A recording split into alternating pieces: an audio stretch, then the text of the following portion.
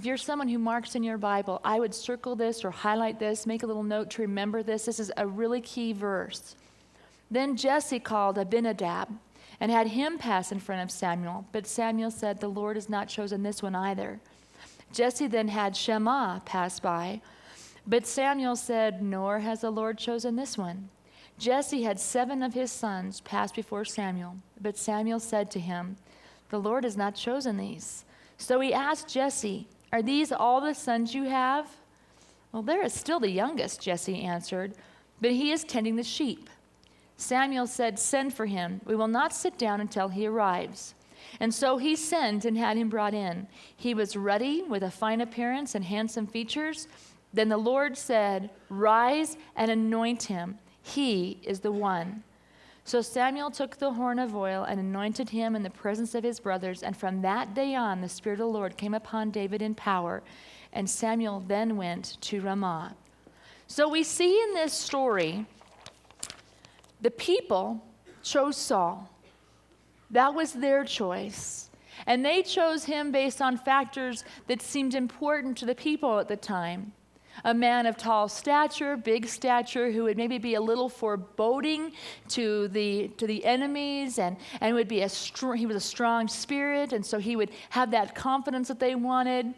The people chose that, and that was their perception of what would be a good king, but that was not the perception in God's eyes. See, as we saw in that verse 7, God looks at the heart. He saw something totally different than we do. What we see in these verses at first glance is God choosing David, who seems pretty insignificant. He's the youngest brother, the little kid.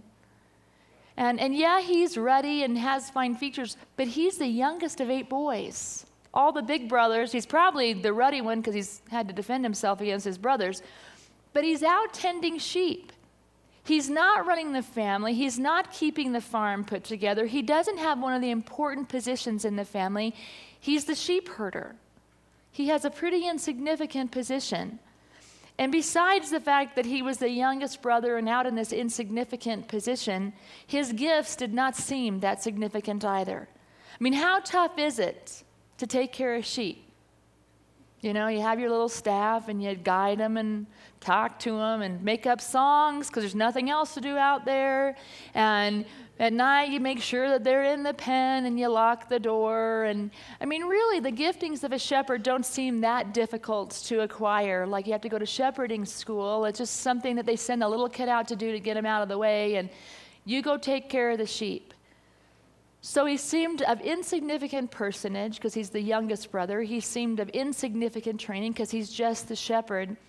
And yet God saw his heart. And he said, that's the one I want. He knew that some of the little or insignificant abilities and giftings that David had would actually prove to be significant to his people Israel. You see, God saw that the love that David had for these sheep that he was shepherding and caring for and tending would be the same kind of love expressed through his heart that he would have for God's people in the shepherding and tending that they required. And God saying, you know what, the Israelites are my chosen people. I really want someone who's going to love them and care for them like I would. David, a man after God's own heart, it says in Scripture.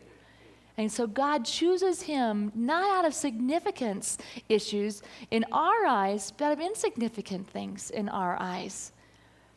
If you will flip over into Psalm 78. The writer of this psalm is Asaph. And Asaph writes about God's choice of David to be the king and why it was so significant.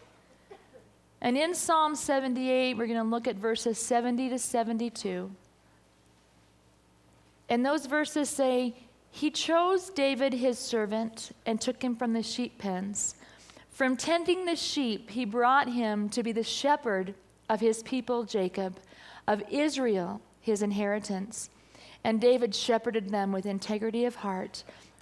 With skillful hands, he led them.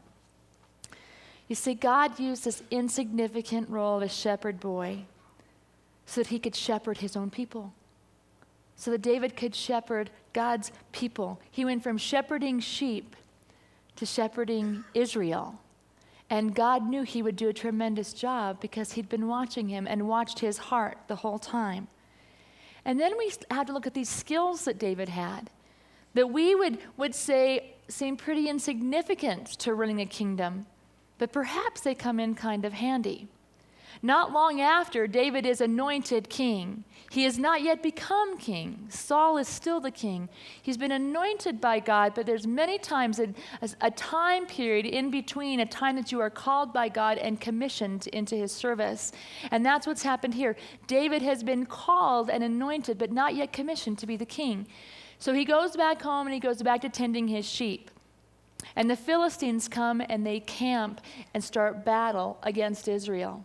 And the Philistines have as their biggest enemy to scare the Israelites, Goliath.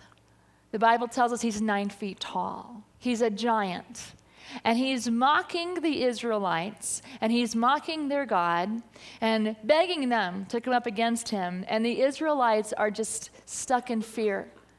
Well, one day while he's tending his sheep, David's father asked him to take lunch to his brothers on the battlefield. And so David packs lunch, takes it to his brothers, and while he's out there, he hears what Goliath is saying and is very troubled by it.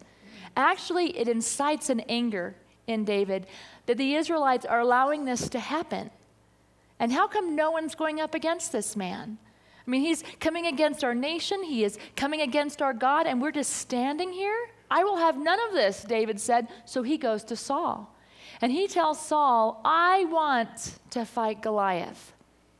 And there's a response that Saul gives in 2 Samuel, we're in 2 Kings, actually, I think we are. No, we are in 2 Samuel 17. That when Saul says to David, you are not able to go out against this Philistine and fight him. You're only a boy, and he's been a fighting man from his youth. But David said to Saul, your servant has been keeping his father's sheep. And it's almost like David is saying to Saul, do you not know what I do? I am a shepherd. And Saul going, yeah, I know that. That's exactly why I'm saying you're not fit for this.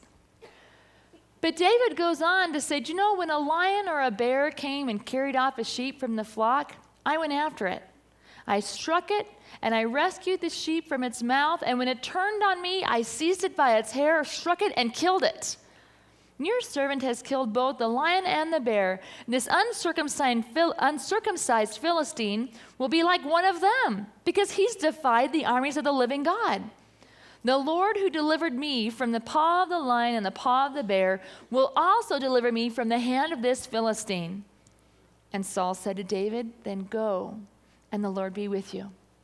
And we know the end of this story. David does indeed defeat Goliath.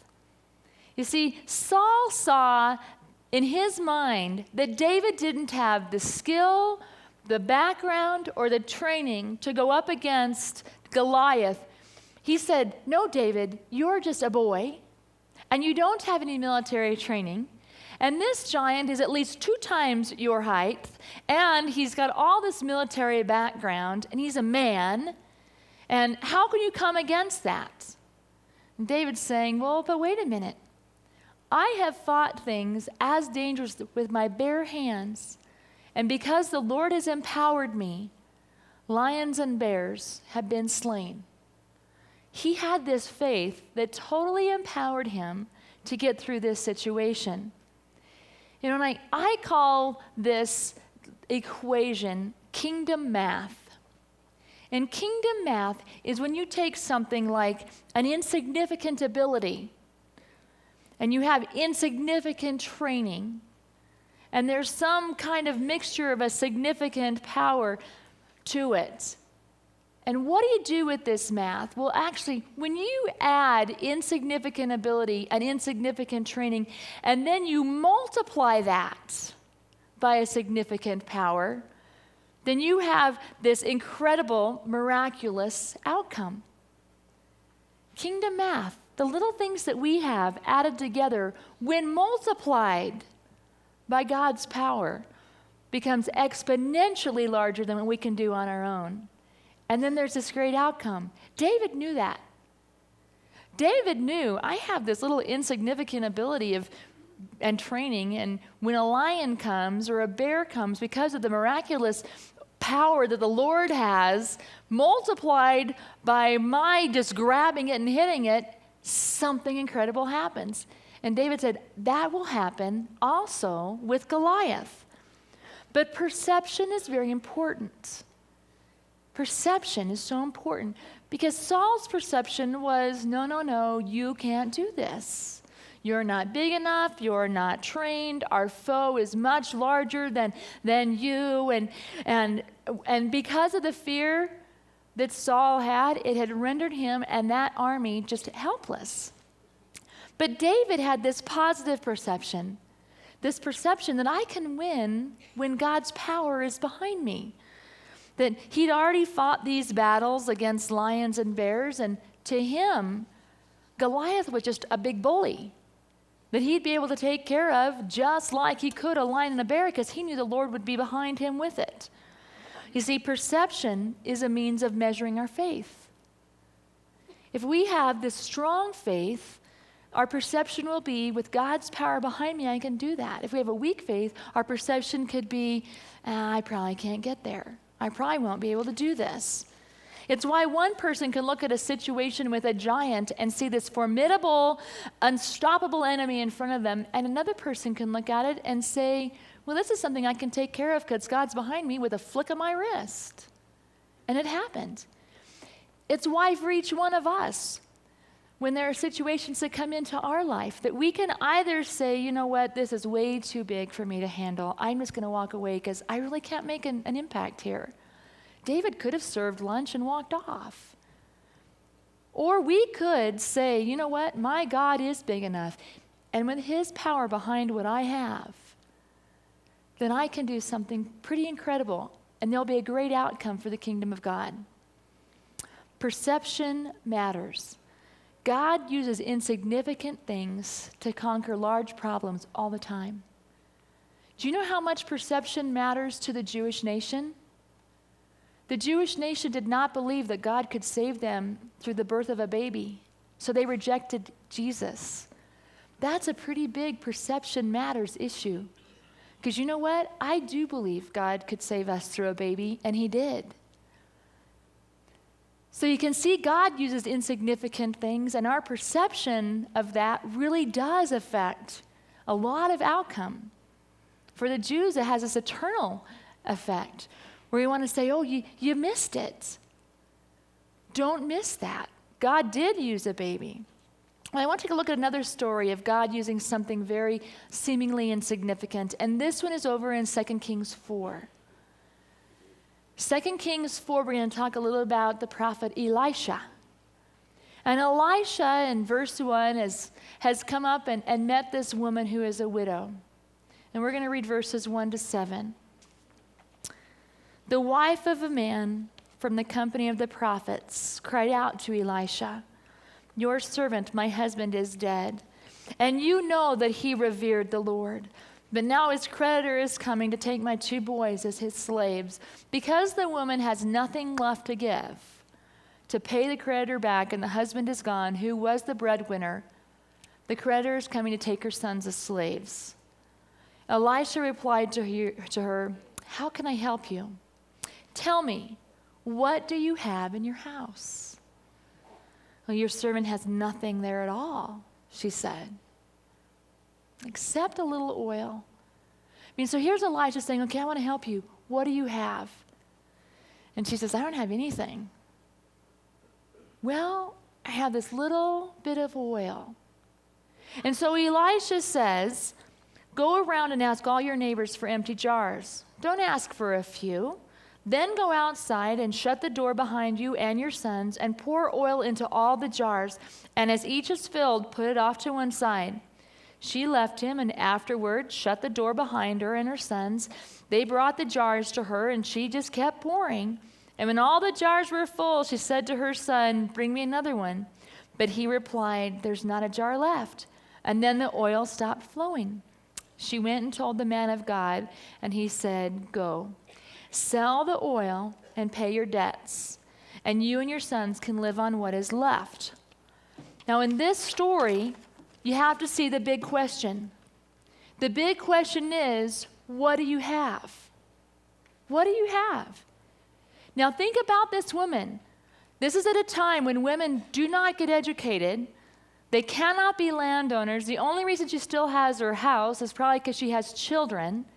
But the creditor could even come and take her children away. She has no rights. She doesn't have any skills. They're out of money. And he says, "What do you have?" "Well, I have this little tiny bit of oil." That's it. Just a little bit of oil. She didn't think she had very much. And she certainly didn't have any specialized skills. But she had a little bit of oil, and she could go to her neighbors and ask if she could have some jars. So she and her sons went and borrowed jars. A very important point for every one of us is if we can even recognize this little thing that we have, like a little bit of oil, but we don't take action with it, then we have nothing really. But she was willing to say, okay, what do I have? This little thing, and I will take action. Just like we talked with David and how important perception is, if you have a perception, a belief, and do nothing with it, then it means nothing. If David had believed that Goliath could be slain, but he wasn't going to do anything about it, there'd be a totally different outcome to that story. If this widow had believed that, yeah, my little oil could turn into something, but I can't do anything about that, it would have had a totally different outcome. But instead, this action versus inaction issue affected the story, and she chose the action. She didn't say, "I don't have oil that can fill jars. I'm not going to go out and borrow jars from anybody." She said, "Okay, I believe that something can be done with this little bit of oil, and so I'm going to go and do what I've been asked to do.